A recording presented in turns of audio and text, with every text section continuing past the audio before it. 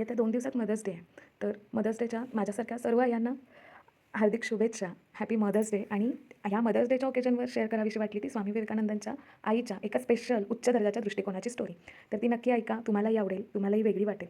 तर नरेंद्र म्हणजेच स्वामी विवेकानंद लहानपणी आपल्या आईसोबत रस्त्यातून जात असतात. एका टांगेवाल्याला बघून म्हणतात, की "आई, मला मोठं झाल्यावर असंच टांगा चालवायचं आहे." तर ही गोष्ट ऐकल्यानंतर आपल्यासारख्या यांचं काय म्हणणं झालं असतं? आपण आपल्या मुलांना कदाचित फटकारलंही असतं, की "बाबा काय विचार करतोस?" म्हणून. पण नाही, त्या स्वामी विवेकानंदांची आई होता ना, तर त्यांनी विवेकानंदांना घरी घेऊन गेला आणि एका कृष्णाच्या फ्रेमसमोर उभा केला, ज्यामध्ये कृष्ण अर्जुनाचं सारथ्य करत होते.